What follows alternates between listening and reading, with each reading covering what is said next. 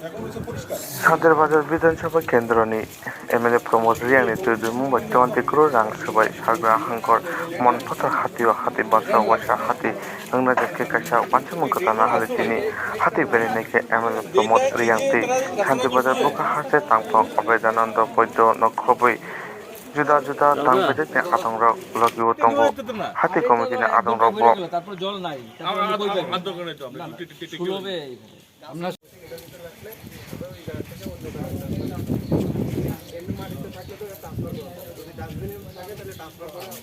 আচ্ছা আচ্ছা তাহলে তো আমরা যে প্রপোজালটা করলেন এই প্রপোজাল আরেকবার করেন স্যার আরেকবার কোন রিপিট করে কোন জায়গা দিবেন এটা এখন এটা যে নতুন শুকর সানা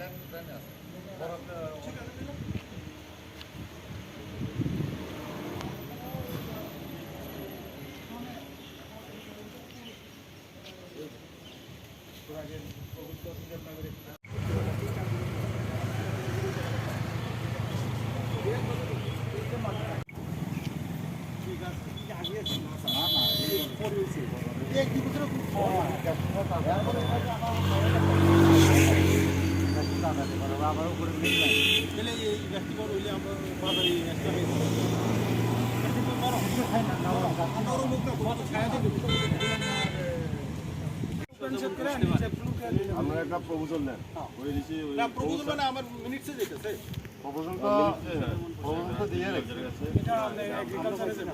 এটা আমরা দিছি হ্যাঁ ট্যাঙ্কিতে জল উঠা জল আবার হই এখানে চাবি পয় দেন এই তো চাবি নাই। নমস্কার। আসলে এডিসি বাজারটা অনেক পুরান বাজার। ত্রিপুরাতে যদি এডিসি মার্কেট হলে এটাই সবচেয়ে বড় মার্কেট।